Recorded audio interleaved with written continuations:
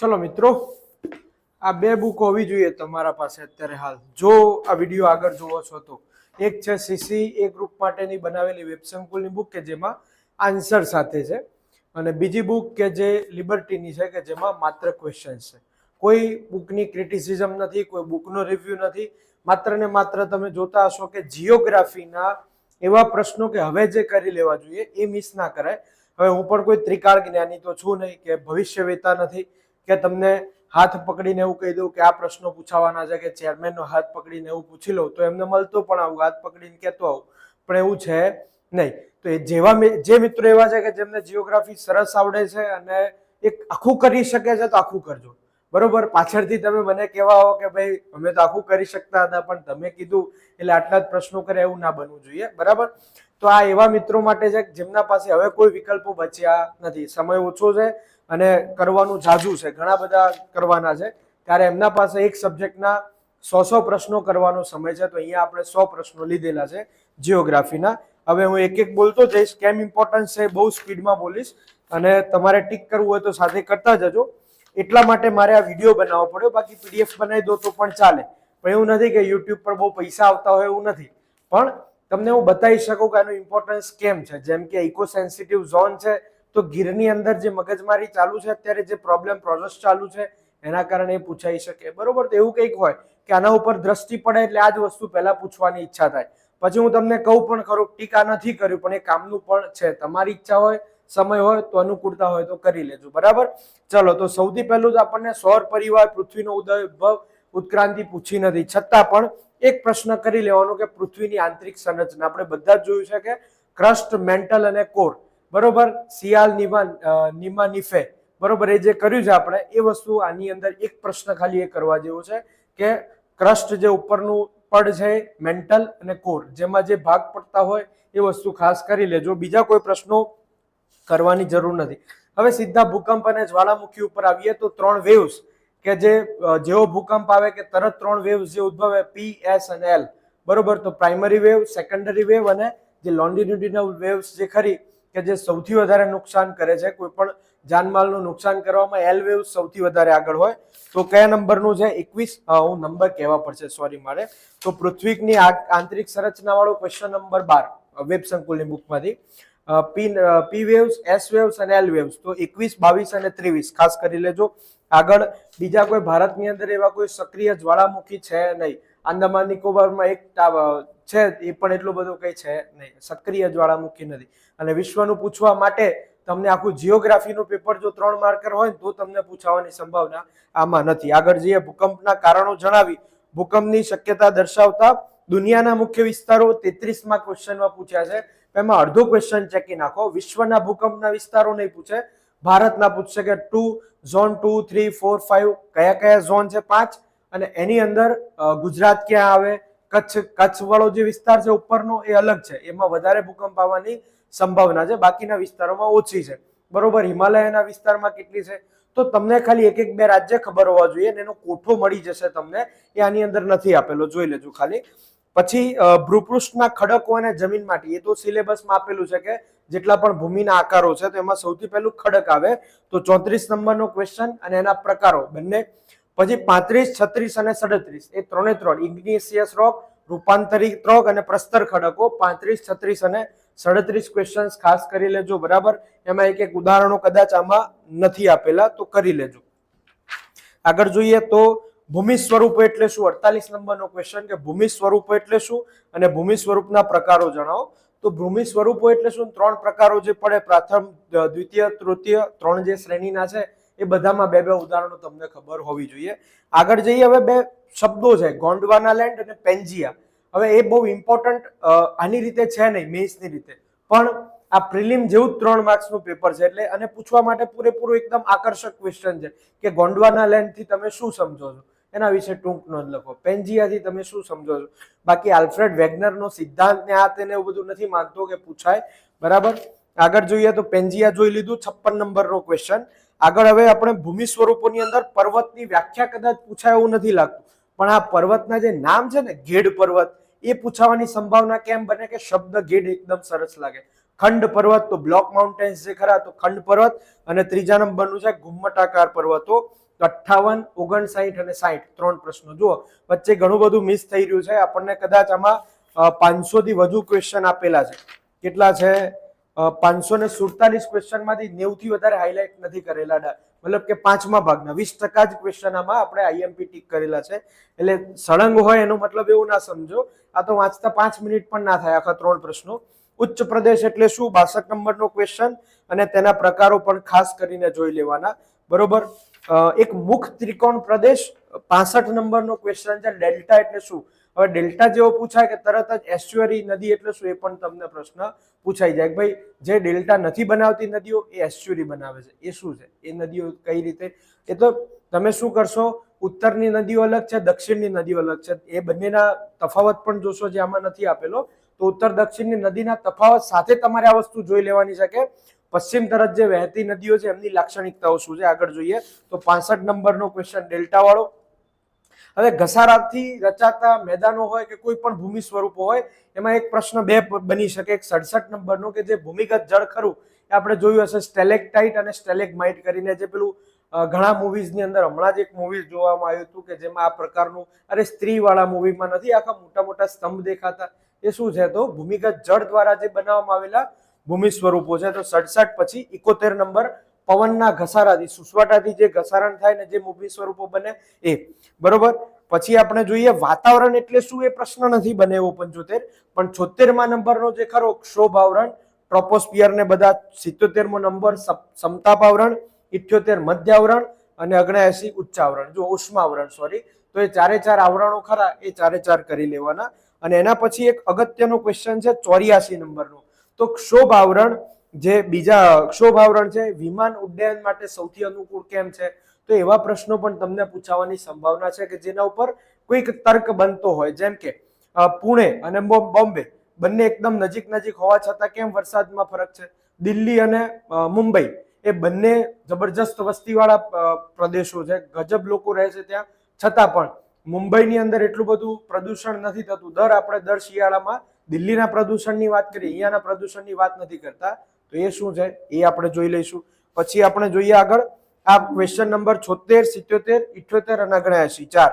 પછી 83 નંબરનો પ્રશ્ન ગજબ ઇમ્પોર્ટન્ટ છે કે હવામાન અને આબોહવા એ બંનેમાં શું ફરક? તો એ ખાસ કરવા જેવું છે. બીજો એના જેવો છે ને કે મોસમ ને આબોહવામાં શું ફરક, એ જોઈ લેજો. આગળ જોઈએ હવે 88 નંબરનો પ્રશ્ન. તો આબોહવાને અસર કરતા પરિબળો કયા કયા છે? એ જ રીતે તાપમાનને અસર કરતા પરિબળો કયા, પહેલા એ રીતે જોઈ લઈએ આગળ. તો આબોહવાને અસર કરતા પરિબળો ખાસ કરજો. આમાં કોઈ એક ઉપર ટૂંક નોંધ લખો એવો પ્રશ્ન કદાચ ઓછો બને, કેમ કે એવું બની શકે, એવો પ્રશ્ન બને કે આબોહવા પર અસર કરતા પરિબળો જણાવી એ પૈકી એક વિશે ટૂંક નોંધ લખો. તો જેમ કે અક્ષાંશ, સમુદ્રથી ઊંચાઈથી જંગલોનું પ્રમાણ, પવનો, એમાંથી કોઈ પણ એક ઉપર તમારે 3 લાઈન લખવાની થાય. 3 લાઈન તમે શાના ઉપર લખશો? એ જે છે એના ઉપર. પણ 1 2 3 4 5 આમ સીધી લીટીમાં નહીં લખાય. 1 2 3 4 5 આમ સળંગ જ તમારે લખવાનું થશે, અને એના ઉપરથી એક ઉપર તમારે ટૂંકમાં વાત કરવાની થાય. બીજો એક પ્રશ્ન 89. તો કોરિયોલિસ ફોર્સ શું છે? એ પણ એક ફેરલનો નિયમ, કોરિયોલિસ ફોર્સ, એવા બધા શબ્દો છે કે જે તમને એકદમ આકર્ષક છે પૂછવા માટે. બરાબર. તો 89 નંબર કોરિયોલિસ ફોર્સ. પછી 92મા નંબરનો ક્વેશ્ચન 92. તો તાપમાનને અસર કરતા પરિબળો કયા છે? તાપમાનનું જે વિતરણ થયેલું છે આખા વિશ્વમાં એને અસર કરતા પરિબળો કયા કયા છે એ ખાસ કરી લેજો. 92. આગળ જોઈએ 103. તો તાપમાન ઉપર અસર કરતા પરિબળો, બંને સેમ ક્વેશ્ચન છે 92 અને 103. તો એક જ કરજો.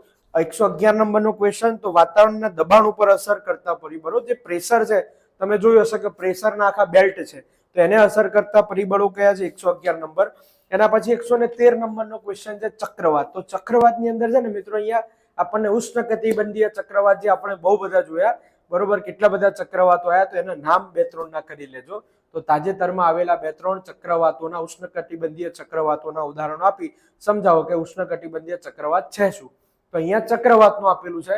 આપણે ઉષ્ણકટિબંધીય ચક્રવાતનું તમારે બીજેથી જોવું પડે, અહીંયા આપેલું નથી. 113 નંબર ચક્રવાત. આગળ જોઈએ 117 નંબર વાતાગ્રહ. તો વાતાગ્રહ પૂછાવાની સંભાવના ઓછી, પણ શીત વાતાગ્રહ અને બીજો કયો છે ગરમ વાળો, અને શું કહેવાય ઉષ્ણ વાતાગ્રહ. તો એ બંને શબ્દો અને વાતાગ્રહ કોને કહેવાય ખાસ જોઈ લેજો. 3 માર્ક્સમાં આવા પ્રશ્નો વધારે બનતા હોય છે. પછી 127 નંબર ફેરલનો નિયમ, ફરીથી કહું છું આ જ પૂછાય, સંભાવના ઓછી છે, પણ તમે જ્યારે આ પ્રશ્ન જોતા હશો ને એટલે આજુબાજુમાં થોડી થોડી નજર તો મારી જ લેશો. અને જે આપણી શિવાજી બેચ કરી એમાં પ્રયત્ન એવું કરીએ છીએ, મારો બનતો પ્રયત્ન છે, જીએસ માટે કીધું જ નથી કે કરાવીશું, માત્ર એવું કીધું છે કે બંને લેંગ્વેજ પ્રોપર કરાવીશું, કરાવી દીધી, છેલ્લે ટેમ્પલેટ સુધીના બધા જ લેક્ચર કરીને એકદમ વ્યવસ્થિત કરીને મૂકી છે, બરોબર, એકદમ આખરી ઓપ પણ આપી દેવાયું છે. પણ હવે ઈચ્છા છે કે ના છેલ્લા દિવસ સુધી તમને જીએસ પણ કરાવી દેવાય શિવાજી બેચમાં, બરોબર. તો આજે તમને એક પ્રશ્ન આપી રહ્યો છે એનું રેપિડ રિવિઝન, કે 3-1 કલાકની અંદર આ પ્રશ્નો જેટલા તમને કીધા એટલા ડિસ્કસ પણ થઈ જાય એવો પ્રયત્ન છે, બરાબર. એટલે જોઈએ આગળ શું થાય છે. પછી 128 નંબરનો ક્વેશ્ચન છે વાદળો. તો વાદળો શું અને વાદળોના પ્રકારો, બરોબર. તો ઢગ વાદળ, તંતુ વાદળ, પડ વાદળ, વર્ષા વાદળ. આમાં ઇંગ્લિશ શબ્દ યાદ નહીં કરો તો ચાલશે, કોઈ વાંધો નથી. ઓકે, આગળ જોઈએ હવે. કૃત્રિમ વૃષ્ટિ જે ખરી ને, આમ 131 નંબર હાઇલાઇટ નથી કર્યું મેં, પણ કરી લેવાય. કારણ શું છે, તો દુબઈની અંદર જે વરસાદ પડ્યો અને મોટી મહાકાય પૂર આવ્યું, પછી ઘણી બધી મોંઘી મોંઘી ગાડીઓ તણાઈ ગઈ ને એના કારણે કદાચ બની શકે કે કૃત્રિમ વર્ષા ઉપર પ્રશ્ન પૂછી લે, ખબર નહીં. 136 નંબરનો ક્વેશ્ચન જે તમને કીધો કે મુંબઈ અને પુણે વચ્ચે ઓછું અંતર હોવા છતાં મુંબઈની અંદર પુણે કરતા ઘણો બધો વધુ વરસાદ થાય છે, એ 136 નંબર. હવે 142 નંબર, આપણે દરિયાની અંદર ભૂમિ સ્વરૂપો જોવા જઈએ તો ટ્રેન્ચ ને બધું સૌથી ઊંડી જે ખીણ હોય એને ટ્રેન્ચ કહેવાય. એ પૂછાવાની સંભાવના ઓછી છે. પૂછાશે શું આપણને, તો સૌથી વધારે પૂછાવાની સંભાવના છે ખંડીય છાજલી. કેમ કે આપણા બધાના મગજમાં એ શબ્દ ખંડીય છાજલી બહુ જોરદાર ફિટ થયેલો છે. 142 નંબરનું ક્વેશ્ચન છે, બીજું એમાં કંઈ પૂછાય એવું નથી, બરોબર. એક મહત્તમ અને લઘુત્તમ ભરતી નથી પૂછાયો, પણ ભરતીનું શું મહત્વ છે 147 નંબર આછો પાતળો જોઈ લેજો. આગળ જોઈએ હવે 160 નંબર જે કાર્બન ચક્ર, 163 કાર્બન ચક્ર અને 160 નંબર નાઇટ્રોજન ચક્ર. તો બંને ચક્રો ખાસ સાયકલ જે બંને ખરી, નાઇટ્રોજનની સાયકલ કઈ રીતે ફરે છે અને કાર્બન ચક્રની સાયકલ કઈ રીતે ફરે છે જોઈ લેજો ખાસ, બરાબર. ઓક્સિજનની સાયકલ મારા ખ્યાલથી જોવાની જરૂર નથી. 172 નંબર, તો ભારતની અંદર બૃહદ ભૂરચનાકીય પ્રદેશો આવેલા છે, કયા કયા, બરોબર. અને એને કેટલા આધારે વિભાજિત કરી શકાય, તો ઉત્તરના પર્વતો, મેદાનો, ઉચ્ચભૂમિ, દરિયાના કિનારો, દ્વીપો, એ રીતે ભાગમાં ડિવાઈડ કરી શકાય, જોઈ લેજો આગળ. 175 નંબર, બીજી કોઈ હિમાલય વિશે તો કદાચ પૂછાવાની સંભાવના છે, અહીંયા કદાચ હાઇલાઇટ કર્યું હશે તો હિમાલય પૂછાય તમને, હિમાલય જે પર્વત તંત્ર ખરું એ પૂછાઈ જાય. અને એ જ રીતનો બીજો પ્રશ્ન છે અરવલ્લી. અરવલ્લી કેમ, આપણે અરવલ્લીની અંદર આપણી અરવલ્લીનો ઇતિહાસ ધરાવીએ છીએ, હેરિટેજ ધરાવીએ છીએ, તો અરવલ્લી વિશે પ્રશ્ન પૂછાય 175 નંબર. 176 નંબર, ભારતના વિશાળ જે મેદાન ખરું એની વિવિધ સ્થળાકૃતિઓ વિશે ટૂંકમાં જણાવો. તો ભાભર ને બાંગર ને ખાદર ને રેહ ને ભૂર ને ડેલ્ટા પ્રદેશ, એ બધું જ એમાં આવી જશે. એટલે આમ તો એને અલગથી ના કરો તો પણ ચાલે, છતાં પણ એ 5 પ્રશ્નો અલગથી પણ આપણે હાઇલાઇટ કરેલા છે. આ પ્રશ્નનો નંબર છે 176, એમાં વાંચશો એટલે ઓટોમેટિક તમને યાદ રહી જવાનું છે ખાદર કોને કહેવાય, બાંગર કોને કહેવાય, બરોબર. એક ગંગાનું મેદાન ખાસ કરજો, 177 નંબર ભૂલાય નહીં.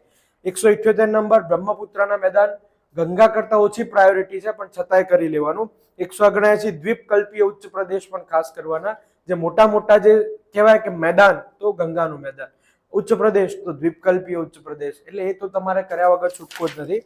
હવે સળંગ બધા જ 185 સુધી બધા જ કરવાના છે પ્રશ્નો. એક દખ્ખણનો ઉચ્ચ પ્રદેશ ખાસ ડેક્કન ટ્રેપ કહીએ છીએ એટલે આપણે કરવાનો, બીજો છોટાનાગપુરનો ટ્રેપ. પછી ભારતના તટીય મેદાનો જે ખરા એ તટીય મેદાનોનું વર્ગીકરણ 182 નંબર. 183 નંબર પૂર્વીય ઘાટ જે ખરો, અને 184 નંબર માલાબારના જે તટીય મેદાનો છે. 185 ભાભર કોને કહેવાય, ભાબર કોને કહેવાય, 189 તરાઈ, 190 બાંગર, 191 ભૂર, 188 રેહ. આ બધા પ્રશ્નો આપણે આગળ પણ જોઈ લીધા છે ટૂંકમાં. એના ઉપર થોડુંક વધારે જોવું હોય તો આમાં તરાઈના મેદાન વિશે થોડુંક વધારે કીધેલું હશે, પણ મારા કહેવા મુજબ તો તમારે બધા જ ભૂમિ સ્વરૂપ એકમાં લખવાના કદાચ થશે, તો એ રીતે જોઈ લેજો, બરાબર. 191 સુધી જોઈ લેવાનું છે તમારે. આગળ જોઈએ આપણે નીચલું ગંગાનું મેદાન ને ઉપરી ગંગાનું મેદાન. એટલું ડિટેલમાં નહીં પૂછે કે જ્યારે તમે કોઈ આવો એક દરદાર ગ્રંથ લઈને બેસો, બુક લઈને બેસો, એની અંદર જ્યારે તમે જીઓગ્રાફીના કાઢો 700 ક્વેશ્ચન, એમાંથી એવા ટોપિક જ આપણને બહુ ઓછા પસંદ પડશે કે આ તો બહુ હાઇલાઇટેડ જ પૂછું હું, તો એ વખતે આવા જ પ્રશ્નો દેખાશે તમને, બરાબર. પછી ડીપમાં જાય તો આપણને કંઈ ખબર નથી, પણ આ એવું હથિયાર છે કે જે આપણે લઈને જઈ શકીએ. હવે તમે એમ કહો કે ભાઈ મારા સામે કોઈક વ્યક્તિ એવો છે કે જે બહુ જ શક્તિશાળી છે, એના સામે લડવા માટે મારા પાસે જબરજસ્ત આટલું જાડું કંઈક હોય ને કે જે હું પકડીને મારી શકું તો મજા આવે, અને 100% એ કામ લાગે એવું પણ હોય, એ મારો તો સામેવાળો વ્યક્તિ મરી પણ જાય, પણ એટલું તમે હાથમાં ઊંચું કરી શકો ખરા? એવી જ વસ્તુ છે કે તમને ખબર છે કે હું આખું વાંચી જાઉં ને તો 100% એમાંથી પૂછાય, તો મને ખબર છે તમને ખબર છે, તો એટલું ઉપાડીને જઈ શકાય એવું છે આપણા દિવસ આપણા પાસે? બરોબર નથી, એટલા માટે આ જઈએ. ચાલો 198 નંબર તો માળવાનો ઉચ્ચ પ્રદેશ, 200 નંબર પશ્ચિમ ઘાટ, ખાસ કરી લેજો, 201 નંબર પૂર્વી ઘાટ. આ બધા એકના એક જ પ્રશ્નો રિપીટ થાય છે, એટલે આમ તો 90 પ્રશ્નો પણ નહીં કહેવાય તમારે કરવા હોય તો. આગળ જઈએ હવે, સર્કિટનું મહત્વ ખાસ કરી લેજો, 210 નંબર. હવે અપવાહ તંત્રની અંદર સિંધુ અપવાહ તંત્ર નહીં પૂછાય આપણને. ઉત્તર ભારતની નદીઓની લાક્ષણિકતાઓ 213 નંબર થોડુંક પૂછાયું છે કે આખી ઉત્તર ભારતની લાક્ષણિકતાઓ ખાસ કરી લેજો. અને 14 નંબર દ્વીપકલ્પીય નદીઓ, પણ અહીંયા પ્રશ્ન મારા ખ્યાલથી 13 અને 14 નહીં પૂછાય. શું પૂછાય? બંનેનો ફરક પૂછાશે કે વચ્ચે લીટી દોરીને બંને બાજુ તમારે નાના નાના અક્ષરોમાં 5-5 પોઈન્ટ લખવાના થશે કે ઉત્તર ભારતની નદીઓ અને દક્ષિણ ભારતની નદીઓ વચ્ચે શું ફરક છે, એ ખાસ આમાં નથી આપેલું, એટલે એ જોઈ લેજો તમે. પછી બીજું એક, પશ્ચિમમાં વહેતી નદીઓના લક્ષણો એટલા માટે કે એસ્ચ્યુઅરી બનાવે છે. જમણી બાજુ દક્ષિણ ભારતની જે નદીઓ છે 220 નંબર થોડું ઘણો જોઈ લેજો.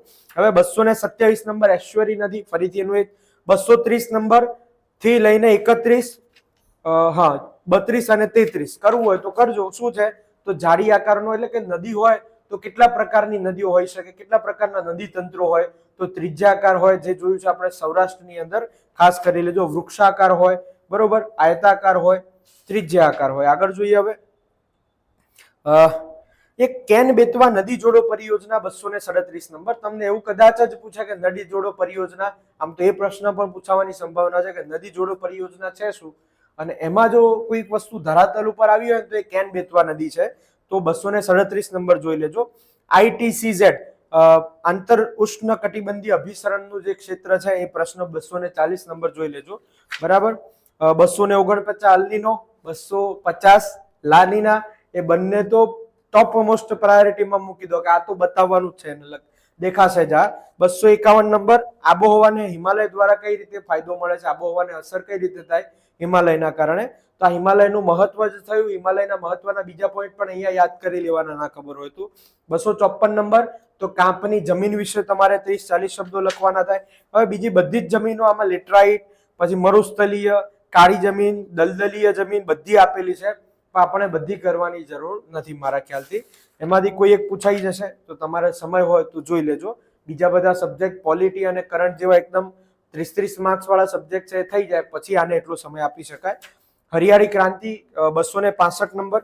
પછી 66માં ડાંગરના મતલબ ઉત્પાદન માટે કયા કયા અનુકૂળતાઓ જોઈએ, એમ આબોહવા કઈ રીતની જોઈએ અનુકૂળ, તો એ 266 ડાંગર માટે છે, ઘઉં માટે, કપાસ માટે અને કોફી માટે. એટલા 4 આપણે કરીશું કેમ કે બહુ હાઇલાઇટેડ છે. બીજી ઘણા બધા પાકો હોય, બરોબર, તો જુવાર ને બાજરી બધા હોય, પણ પ્રશ્ન પૂછવાની સંભાવના એક તો ઘઉં અને ચોખા, બરોબર, એક કોફી અને ચા, અને ત્રીજા નંબરનું છે કપાસ, બરાબર. ઝૂમ ખેતી એટલે શું? 277 નંબર કરી લેજો, બરોબર. 285 હેઠળ વનોના કેટલા પ્રકાર છે જોઈ લેજો. 86 સામાજિક વનીકરણ, સોશિયલ ફોરેસ્ટ્રી, એમાં પણ પ્રકારો છે. ફાર્મ વનીકરણ, પછી ગ્રામીણ અને શહેરી વનીકરણ, તો એના પ્રકારો જોઈ લેજો. 299 નંબર, ભારતમાં મેંગ્રુવના જંગલ, આગળ જોઈશું. ગુજરાતના મેંગ્રુવ જંગલ ખાસ કરી લેજો. 302 wild life sanctuary, 303 national park, 304 biosphere reserve અને 305 ઇકો સેન્સિટિવ ઝોન. આ વાંચતા 3 મિનિટથી વધારે ના થાય, 4 પ્રશ્નો, તો 4 કરી લેવાના. ઇકો સેન્સિટિવ ઝોન ખાસ કરવાનું કેમ કે ચર્ચામાં પણ છે. 308 નંબર, તો ભારતની અંદર ખનિજોનું વિતરણ કઈ રીતે છે એ ખાસ કરી લેજો કે ભારતમાં કેટલા પટ્ટા છે, ઉત્તર પૂર્વીય ઉચ્ચ પ્રદેશ, દક્ષિણ પશ્ચિમી ઉચ્ચ પ્રદેશ, ઉત્તર પશ્ચિમી પ્રદેશ, તો આ પ્રકારના જે પટ્ટા છે એ ખાસ કરી લેજો. એના પછી બીજા કોઈ પણ લો હયસ કે કોઈના પ્રકાર ખનિજો વિશે વધુ ડિટેલમાં ગયા નથી આપણે, કેમ કે ગુજરાત ઉપર વધારે જોઈશું આપણે. આગળ જોઈએ હવે 331 નંબર, તો માનવીની જે આર્થિક પ્રવૃત્તિઓ છે એનું વર્ગીકરણ સમજાવો. તો કેટલા? પ્રાથમિક, દ્વિતીયક, તૃતીયક, ચતુર્થક અને પંચમ. તો અહીંયા વાંચી લો, એના પછી તમારે પંચમ પ્રવૃત્તિઓ સુધી દરેક ઉપર થોડુંક વધારે કરવાનું થશે. આગળ જોઈ લઈએ આપણે કયા નંબરનો, તો 339 નંબરનો ક્વેશ્ચન. સેકન્ડરી સેક્ટર, તો એમાં કયા કયા સેક્ટર સમાવેશ થાય? પ્રાઇમરી સેક્ટરમાં આપણને એવું જોઈએ કે ખેતી ને પશુપાલન આવે, પણ ખાણકામ પ્રવૃત્તિઓ પણ એની અંદર આવે. તો એવી બધી વસ્તુ આપણને ખબર હોવી જોઈએ. બરાબર.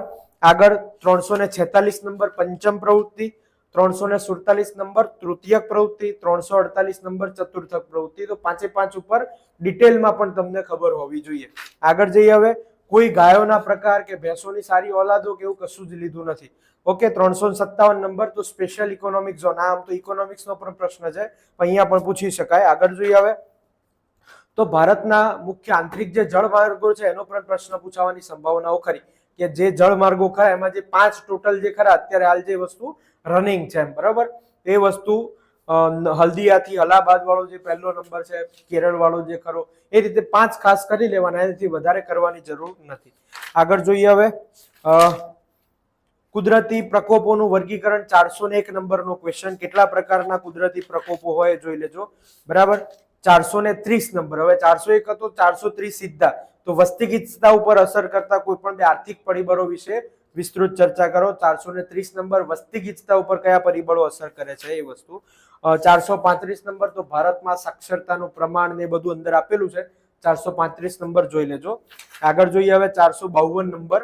જો સીધું 35 થી 52. તો ગુજરાત રાજ્યના વિસ્તાર વિશેની માહિતી આપી, કે આટલાથી આટલા અક્ષાંશ, આટલાથી આટલા રેખાંશ ને બધી માહિતી આપી છે.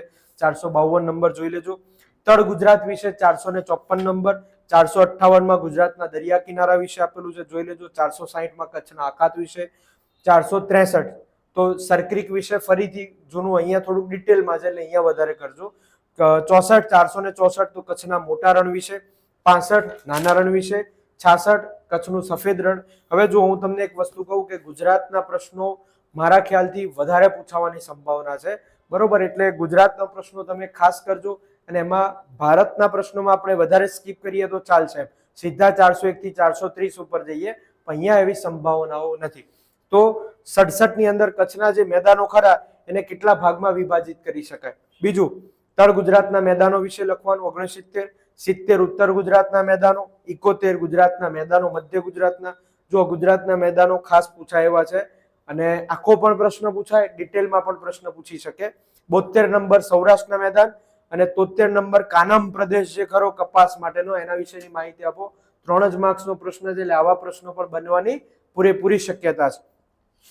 74 તો ચરોતરનું મેદાન. 75 લાટનો પ્રદેશ. હવે આ બધા જ પ્રશ્નો એવા છે કે તમે જાતે પણ બેસો કે કોઈ જીઓગ્રાફીના જ્ઞાતા હોય કે જેમણે બુકો લખી છે વ્યવસ્થિત લેવલની, ગ્રંથ નિર્માણની ને એવી, તે વ્યક્તિને બેસાડો ને તો એમ ના કહી શકે કે આ જ પ્રશ્ન પૂછાય, કેમ કે આમાં બધા જ પ્રશ્નો પૂછાવા લાયક. ચરોતરે પૂછાય, કાનમ પૂછાવા લાયક છે, લાટ પ્રદેશ પણ પૂછાવા લાયક છે.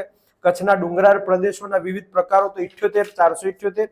પછી 484 નંબર તો સૌરાષ્ટ્રના નદી તંત્ર વિશે, કયા પ્રકારનો, તો મધ્ય ડુંગરથી નીકળી અને બધી બાજુ ત્રિજ્યાકારે ફેલાય છે, એ જોઈ લેજો ખાસ. 484 પછી સીધા 491 બાજુ જઈશું, સાબરમતી નદી ઉપર. તો કોઈ એક નદી ઉપર પર્ટિક્યુલર પૂછવું હોય તો સાબરમતી એક સરસ ઓપ્શન છે એમના પાસે. પછી આપણે ગુજરાતની મહત્વની પરિયોજનાઓ તો સરદાર સરોવર વાળી 493 નંબર.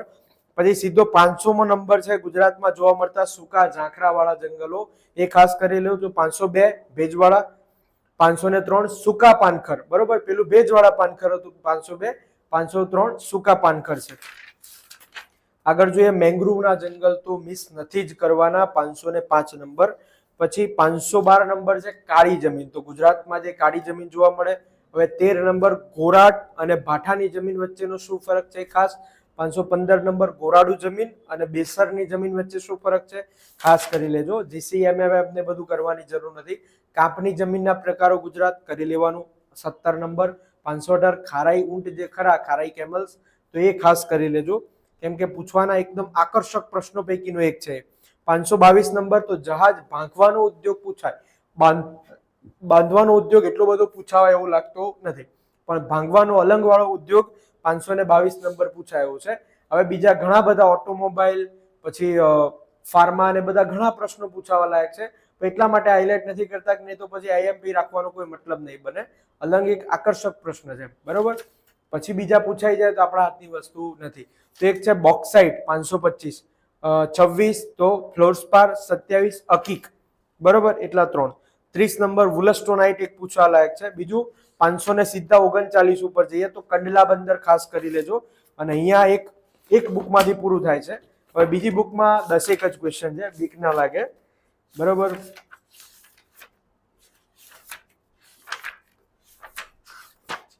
ચલો આ જ વસ્તુને આપણે અલગથી કોઈક રીતે મતલબ લખી અને લઈને આવી એની વસ્તુ હોય, પણ આ બુક એ બુકનું જ આપણે રેફરન્સ લીધો છે. એ બુક તો તમને પીડીએફ આપતા નથી, તો વસ્તુ આની અંદરથી જ બતાવીશું ખોટી છે. તો 107 નંબર તો હિમાલયની આ આવી ગયો છે. 130 નંબર ખાસ કરજો, કઈ કઈ નદીઓ પશ્ચિમમાં વહે એ પણ જોઈ લીધું છે આપણે. 139 નંબર ખાસ કરજો કે ભારતની આબોહવાને કયા કયા પરિબળો અસર કરે છે, બરોબર. આબોહવાને પરિબળો અસર કરે ને ભારતની આબોહવાને કયા પરિબળો. 139 નંબર લિબર્ટીમાં. 168 નંબર મેંગો શાવર્સ ક્યાં અને ક્યારે થાય છે, 168 નંબર. પછી જોઈએ આપણે 277, બહુ બહુ મોટી કૂદકા મારીએ. 277 નંબર ગીરની ટેકરીઓ ખાસ કરજો. 288 કંઠીનું મેદાન ખાસ કરજો. 330 નંબર તો આબોહવાને ગુજરાતની આબોહવાને અસર કરતા પરિબળો કયા, 330 નંબર. 367 નંબર ગુજરાતના જંગલો કયા છે, 367. આગળ જોઈએ તો 401 નંબર ગુજરાતના કોઈ પણ 2 પક્ષી અભયારણ્ય વિશે કરવાનું થાય છે તમારે, બરોબર. ગુજરાતમાં કેટલા રામસર સ્થળો છે, 415 નંબર ને કોઈ પણ એક ઉપર લખવાનું થાય તો 415 નંબર યાદ રાખજો, બરોબર. 42 નંબર તો કૃષિ ક્ષેત્રે ભારતમાં કઈ કઈ ક્રાંતિઓ થઈ છે પૈકી એક વિશે લખવાનું થાય, 42 નંબરનો ક્વેશ્ચન છે, બરોબર. એના પછી ટુકડા પડતા જાય છે આમ તો. ખનીજો વાળામાં 42 નંબર. આગળ જઈએ હવે સીધા જ આવી જઈશું આપણે એમાં જ 348 નંબર, સીધા 42 થી 348 તો દેશના પેટ્રોકેમિકલ ઉદ્યોગમાં ગુજરાતનું યોગદાન જણાવો. બીજા બધા ઉદ્યોગો નથી લીધા, નહીં તો રસાયણ ઉદ્યોગ ને બહુ બધા છે, પેટ્રોકેમિકલ ઉદ્યોગ એક પૂછાવા લાયક છે.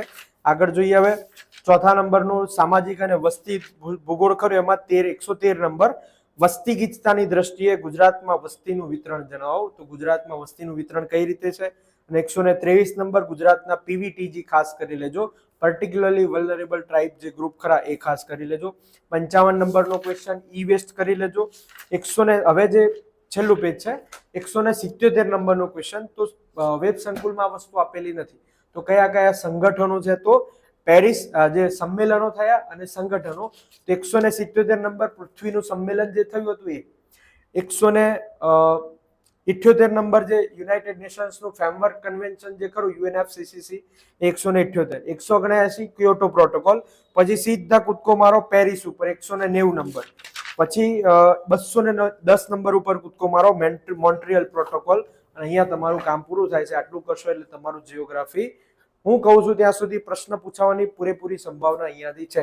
પછી ના પૂછાય તો આપણા હાથની વસ્તુ નથી. પણ તમે કીધું ને તમને કે જો તમે કોઈક બહુ જ હેવી વ્યક્તિ સામે, ગ્રેટ ખલી સામે લડવા જતા હોય તો તમારા હાથની તો એક કેપેસિટી હોય ને કે એટલું જ ઊંચું કરીને જઈ શકો. તમે કોઈ 50 કિલોની વસ્તુ લઈને ના મારી શકો, બરોબર. તો એવી વસ્તુ છે, તલવારની એક લિમિટ છે, બરાબર. ધન્યવાદ.